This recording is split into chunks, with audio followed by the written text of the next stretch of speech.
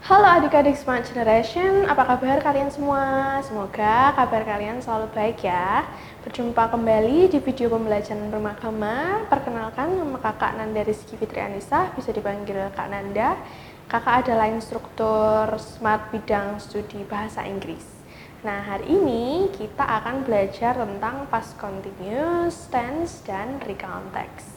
Nah, untuk lebih jelasnya, kita simak yuk video pembelajaran berikut ini.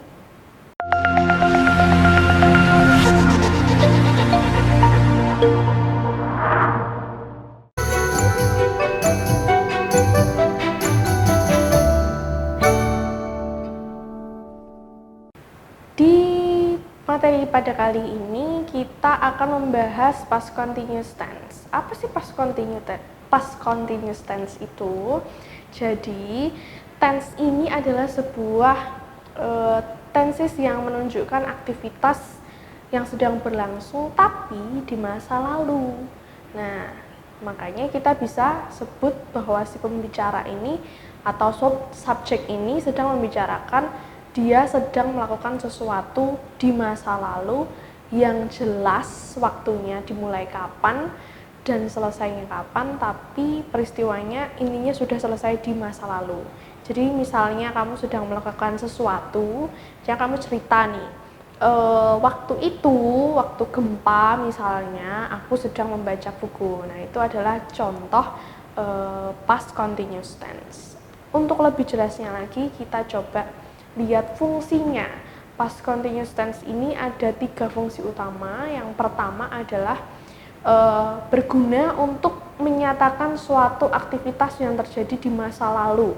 Jadi kamu cerita pengalaman masa lalumu itu seperti apa, detailnya seperti apa. Nah, itu lebih detail daripada simple past, ya kan? Kalau simple past kan cuman menceritakan, oh waktu itu aku seperti ini. Tapi yang past continuous tense ini lebih detail lagi, saat waktu itu, senjang ini sampai ini, itu kamu ngapain sih? Nah, I was crying when you left me alone yesterday. Nah, saat you pergi nih, meninggalkan aku sendiri, itu aku ngapain saat-saat itu? Oh, aku menangis. I was crying when you left me alone yesterday.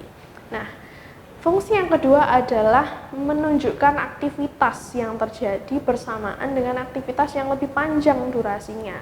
Jadi, misalnya, oh my sister was studying when someone knocked the door. Jadi ada 2 kegiatan yang terjadi sekaligus di waktu tersebut. Ya, tersebutnya itu di waktu yang sudah lampau ya. Nah, yang ketiga adalah past continuous ini berfungsi juga untuk menyatakan kebiasaan dari seseorang yang diulang-ulang terus dari zaman dulu. Misalnya, my mother was always loving me no matter what. Ya, ibu saya juga itu pasti mencintai kalian setulus hati kalian apapun yang terjadi.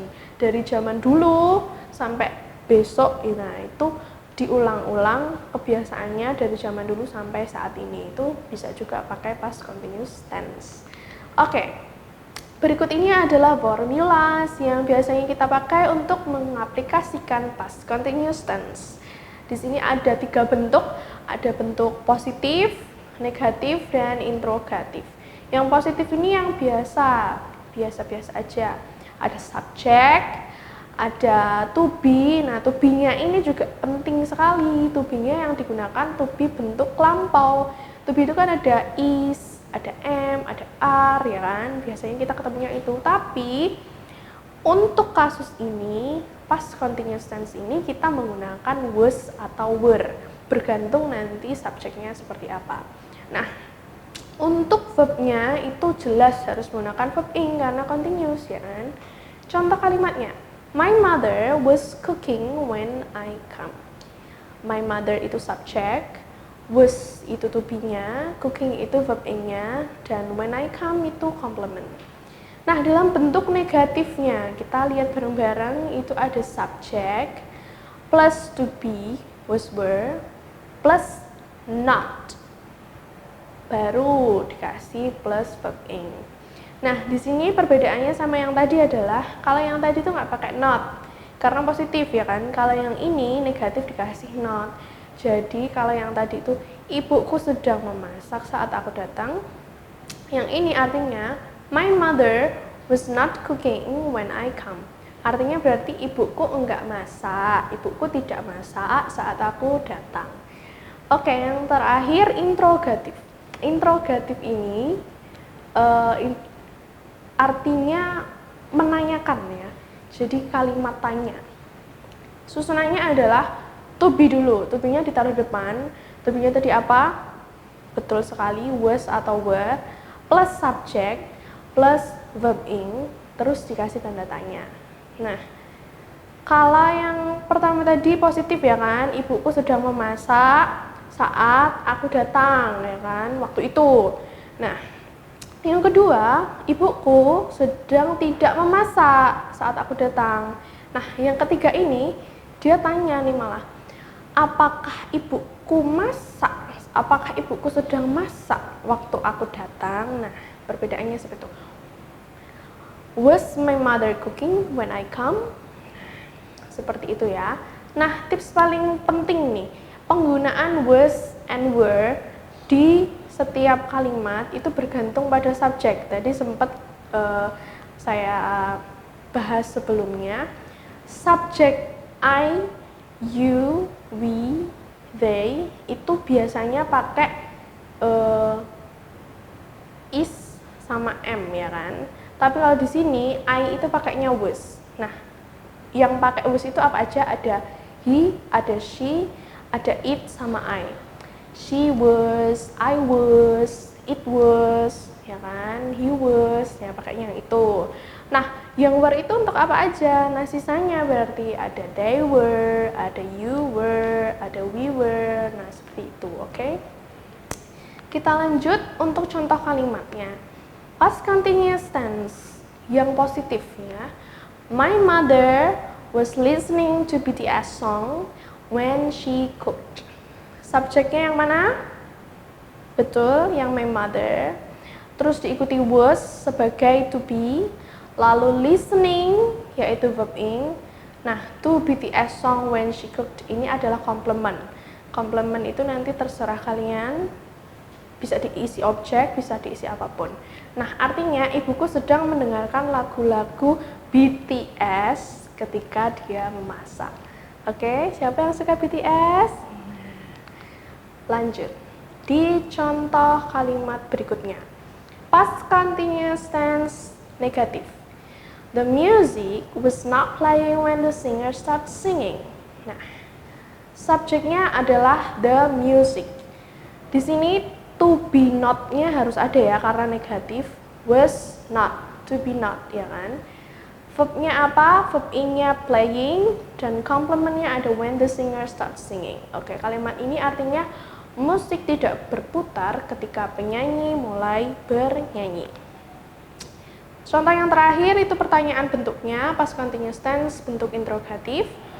Yang pertama tadi apa yang harus ada di depan? To be-nya. Nah, berarti di sini was sebagai to be, Sammy sebagai subjek, eating verb ing, pizza when his friends come. Berarti was Sammy eating pizza when his friends came? Artinya apakah Sammy sedang makan pizza ketika teman-temannya datang? Nah, seperti itu ya. Sekarang kita coba latihannya. Change these sentences into past continuous tense. Ada 3 kalimat yang belum berbentuk past continuous tense. Nah, coba kita lihat kalimat pertama. We are playing football while the sun goes down. Di sini yang mencurigakan yang mana? Subjeknya udah betul ya. Nah, to be-nya. To be-nya di sini harus dalam bentuk past, berarti harus kita ganti were. Nah, we were playing football while di sini bisa diganti when the sun goes down. Lah, berarti kalau dibaca secara utuh, we were playing football while the sun goes down. Oke? Berarti yang diganti adalah to be-nya. Yang kedua, my wife is not cooking breakfast while I wake up. Kita lihat lagi, subjeknya udah benar, ada not-nya juga, ada cookingnya juga, breakfast while I wake up itu complement. Di sini yang salah apanya lagi? Betul sekali, to be-nya masih dalam bentuk to be bentuk pertama yang is. Padahal harusnya diganti, iya diganti was. My wife wasn't cooking breakfast while I wake up. Seperti itu ya.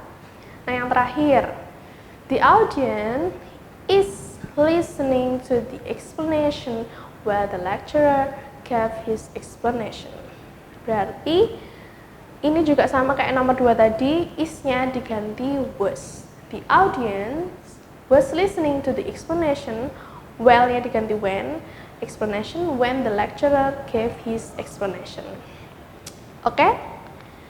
Sudah jelas untuk tense continuous ini, past continuous ini. Nah, sesaat lagi kita akan mendapatkan informasi dari Primagama. Jadi, yuk kita simak informasi berikut ini. Bagaimana adik-adik penjelasan tentang materi tadi? Sudah cukup jelas bukan? Oke, materi nanti masih lanjut lagi loh ya. Pastikan adik-adik nonton sampai akhir video. Oh ya adik-adik, kakak mau tanya nih. Pernah nggak adik-adik mengalami ada tugas dari bapak atau ibu guru dan adik-adik kesulitan mengerjakannya? Atau adik-adik kurang memahami materi pelajaran tertentu yang diajarkan guru di sekolah? Jika jawaban pernah, maka tenang adik-adik, kakak punya solusinya. Dengan adik-adik belajar di Primagama, maka masalah tadi akan teratasi dengan baik. Karena Primagama memiliki fasilitas terbaik untuk mendampingi adik-adik belajar. Di antaranya, jika adik mengambil matematika, IPA, IPS, bahasa Indonesia, maka adik-adik akan mendapatkan Masterbook, yaitu kumpulan materi di dalamnya. Dan Smart Exercise, yaitu kumpulan soal-soal di dalamnya. Untuk setiap bidang studi yang diambil, adik-adik akan belajar di Primagama 2 kali pertemuan setiap minggunya. Salah satu pertemuannya berisi layanan pendalaman materi yang di dalamnya adalah remedial, enrichment, dan consulting. Remedial adalah pengulangan materi yang belum dipahami. Sedangkan enrichment adalah pengayaan terhadap materi yang telah dipahami. Kemudian consulting adalah pendampingan untuk adik-adik yang mengalami kesulitan dalam pengerjaan tugas atau proses belajar.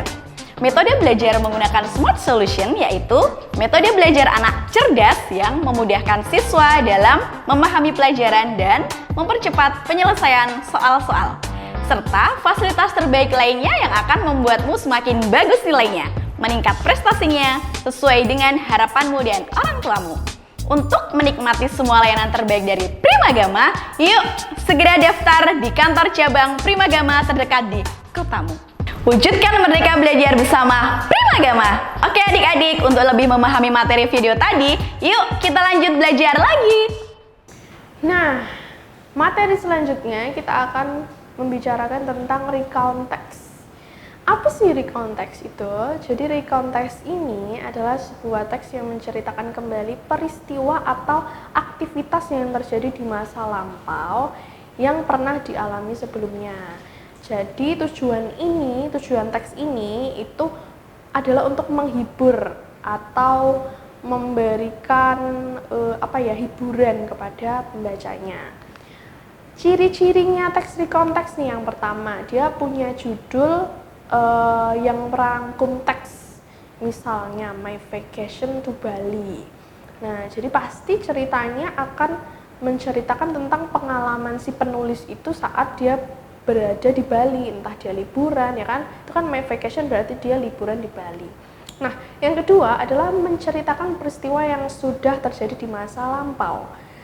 Maka recount text selalu menggunakan past tense. Contohnya, last month I went to Bali with my family. Nah, ya kan, dia menggunakan tense dalam bentuk lampau atau past.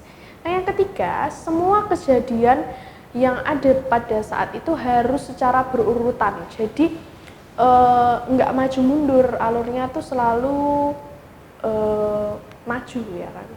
terus nanti ada kata sambungnya seperti when, later, then, after, before, dan lain-lain. Jadi habis ini saya ke sini, habis itu saya kena ini, habis itu saya ke sini lagi. Nah, seperti itu, ya kan? Untuk generic structure-nya, nah di dalam recount text ini ada 3 generic structure yang sangat pokok, yang itu pertama orientation. Orientation ini adalah pendahuluan, jadi kamu kenalan-kenalan dulu, oh si penulis ini siapa sih, dia sama siapa aja di dalam cerita itu, entah sama my family, atau sama my friends, atau sama his teacher, atau something. Nah, itu tempatnya di mana kejadiannya, terus saat apa, saat liburan kah, atau saat sekolah kah, atau dulu zaman masa kecil kah. Nah, itu dijelaskan seluruhnya di orientation, jadi gambaran besar pengenalannya ada di orientation. Nah, untuk selanjutnya ada events. Events ini bagian events merupakan inti dari ceritanya, jadi oh habis itu ngapain. Pada bagian ini kita menceritakan semua yang terjadi secara berurutan dari awal sampai akhir sampai selesai.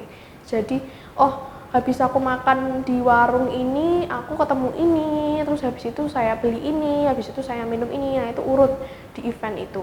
Kadang setiap cerita itu nggak cuma satu event aja, ada beberapa event yang tergabung yang nanti mungkin akan dipisah di beberapa paragraf. Nah, yang terakhir itu adalah reorientation. Nah, bagian ini akan memberikan kesimpulannya, isi ceritanya itu ngapain aja sih.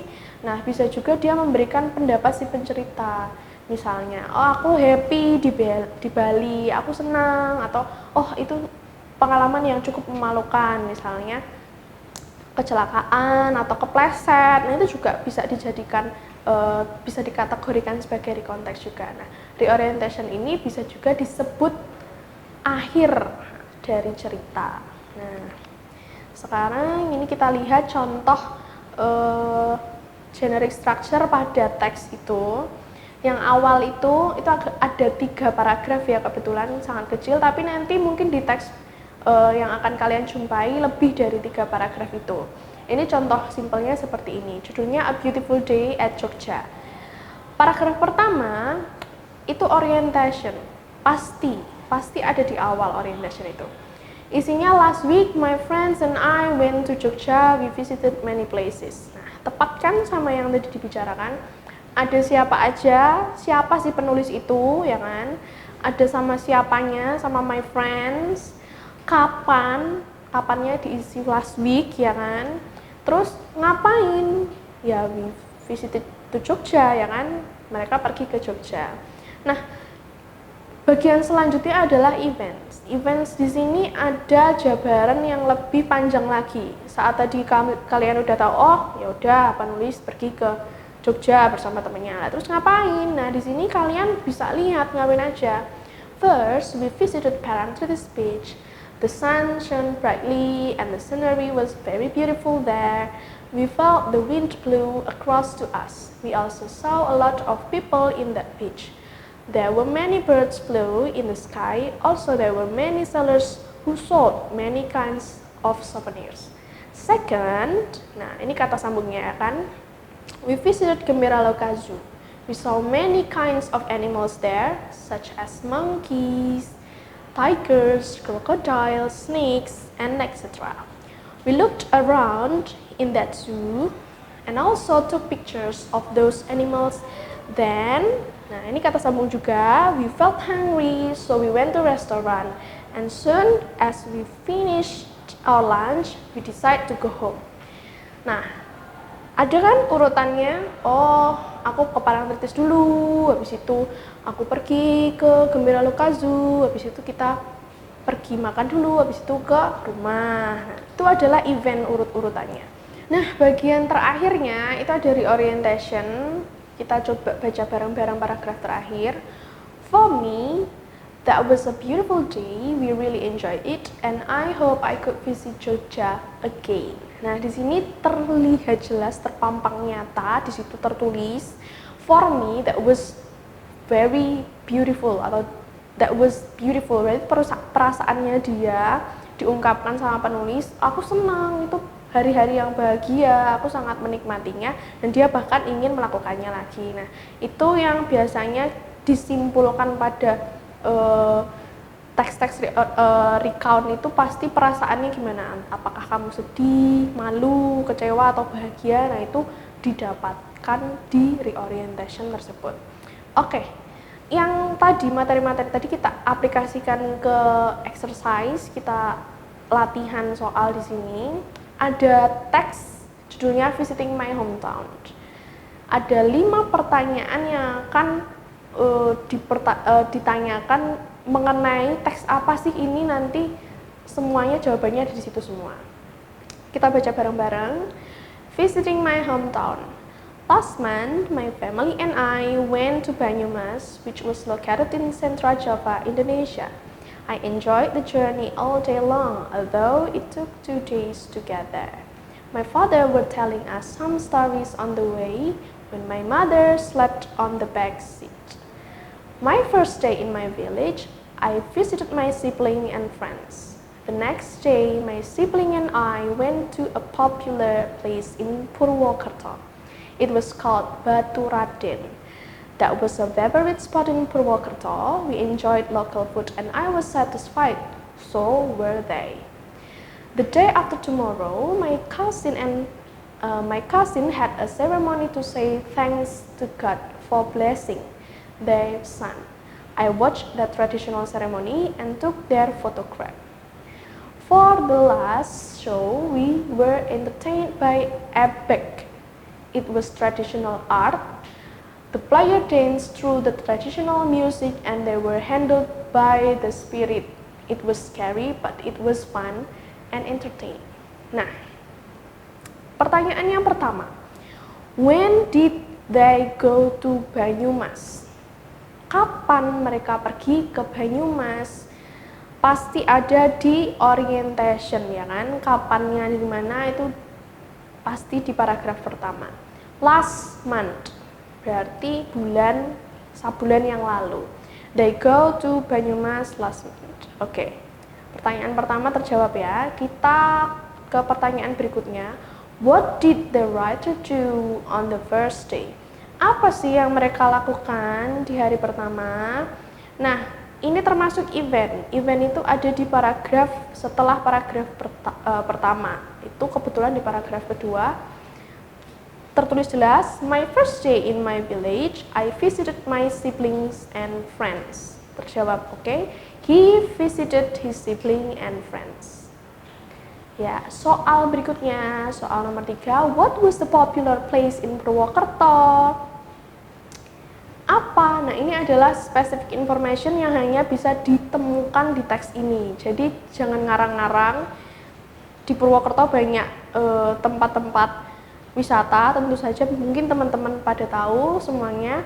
Tapi yang ada di teks ini itu apa sih yang populer? Nah, menurut penulis, the next day my sibling and I went to popular place in Purwokerto. It was called Batu Raden. Nah, ada di paragraf kedua, sentence kedua juga. Nah, it was called Batu Raden. Berarti the popular place in the Purwokerto is Batu Raden. Berikutnya, pertanyaannya, did the writer enjoy the holiday in the village? Apakah si penulis ini menikmati perjalanannya itu saat balik ke pedesaan?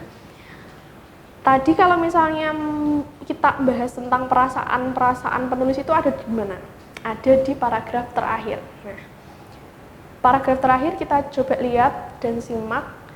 Ternyata ada di kalimat terakhir juga. It was scary, but it was fun and entertained. Dia bilang itu sedikit menakutkan, tapi itu sangat menyenangkan dan sangat menghibur. Berarti yes, he did. Ya, dia menikmati. The writer enjoy the holiday in the village. Nah, sekian pembelajaran pada kali ini. Kita sudah mempelajari 2 materi, ada recount text yang barusan kita bahas dan past continuous tenses. Nanti kalian bisa pelajarin di rumah dan latihan yang membahas tentang materi berikut ini. Demikian adik-adik penjelasan tentang recount text dan past continuous tense. Semoga apa yang kakak sampaikan bermanfaat ya. Jangan lupa subscribe channel Primagama dan bunyikan loncengnya untuk update video terbaru kita. Primagama siap, Primagama smart, Primagama terdepan dalam prestasi.